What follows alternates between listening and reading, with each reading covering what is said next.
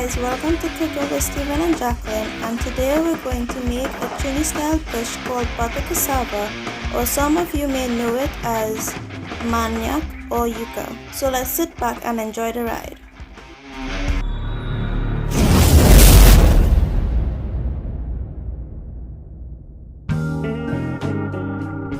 Hey guys, first pit stop today is to go prep our cassava or manioc, and here's our ingredients. You will need 3 pounds of cassava, 3 to 4 cloves of garlic, 1 to 2 teaspoons of chili flakes, 1 to 2 tablespoons of culantro, 4 tablespoons of unsalted butter, salt and black pepper. Hey folks, here I have on my cutting board a root vegetable called cassava, or some of you may know it as manioc or yuca. As you can see, I have already have some peeled up and cut up in a bowl of water already. So I'm just going to show you how to do this one. You want to cut them into some smaller pieces and then start to peel them. Oops, it looks like we have one trying to run away here folks, but no running away here on this mission. Now that we have cut our cassava into the smaller pieces, it is now time to start peeling them. Here's where you want to get a sharp smaller knife and gently split down the middle of the skin and gently raise, and it should be easy to peel in most cases. And in case if you are sleeping, I'm going to do it one more time. Just take your knife and split down the middle and begin to raise that skin.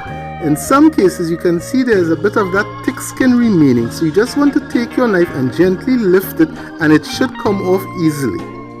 Well, here I'm just finishing peeling off the last of that cassava root. Now that our cassava root is all peeled up, I'm going to get it all rinsed and then I'm going to put it with the others. This what I'm doing is optional, but to make our cassava cook fast, I'm going to split each piece into 2, and it is pretty easy to do. So let's speed up the process.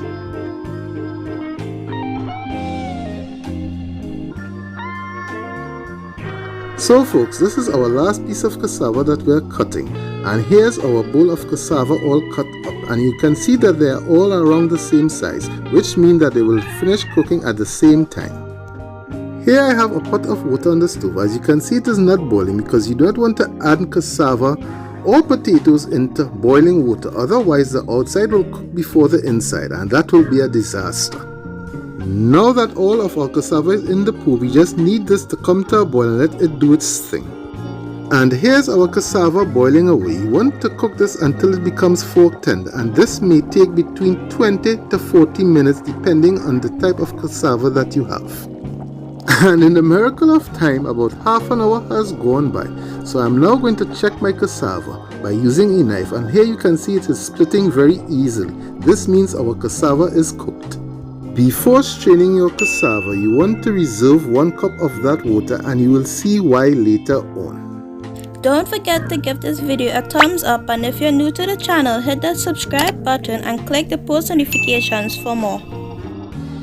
Hey folks, our cassava is all drained and prepped, and by saying prepped, here's what I mean. You need to take your cassava, and you can see there's something what I call the middle vein, which needs to be removed.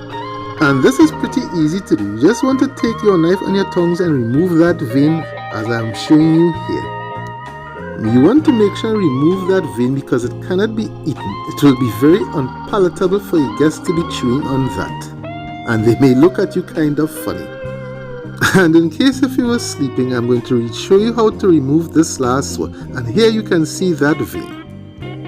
Well folks, now that you have removed the vein, it's time to take your potato mash and start to mash your cassava. This is just like making mashed potatoes. Here you can see I've gotten the cassava pretty broken down. Now I'm going to be adding 4 tablespoons of unsalted butter. Next in the pool, I'll be going with a bit of black pepper. I don't have any measurement for that, but I will guess probably about a teaspoon or 2. Followed by a couple teaspoons of salt, which I don't have a measurement for. You just have to add and go by taste. This next step is optional of course, but you know how I love that heat, so I'm going in with 1 to 2 teaspoons of red chili flakes, and this will definitely kick it up a notch. Here I have about 3 to 4 cloves of garlic grated together with 1 to 2 tablespoons of culantro finely chopped. Now I know some of you guys may not be able to get culantro, so you can add 3 to 4 tablespoons of cilantro, or leave it out completely if you want, but do add the garlic. Or if you do want a bit of color, you can add some chives or some parsley. That will work as well. All you need to do now is to take your potato masher and start mashing away and make sure that all those ingredients come together. And that's pretty simple enough for you to do. Now that our ingredients is properly well combined, you can see our mixture is looking a bit dry, and this is where our reserved water from that cassava comes in handy, and this will bring everything together. And of course, you just want to take a potato masher and start mashing away and make sure that cassava water is properly well incorporated.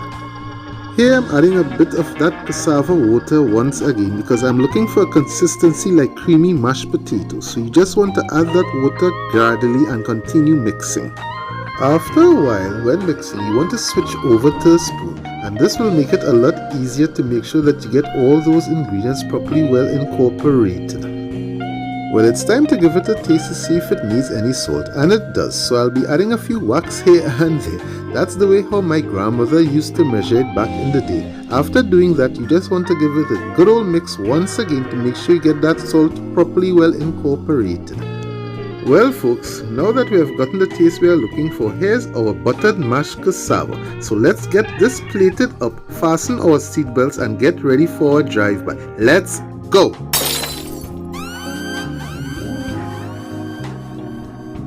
Well, boys and girls, here's our delicious mashed potato, and it was so tasty.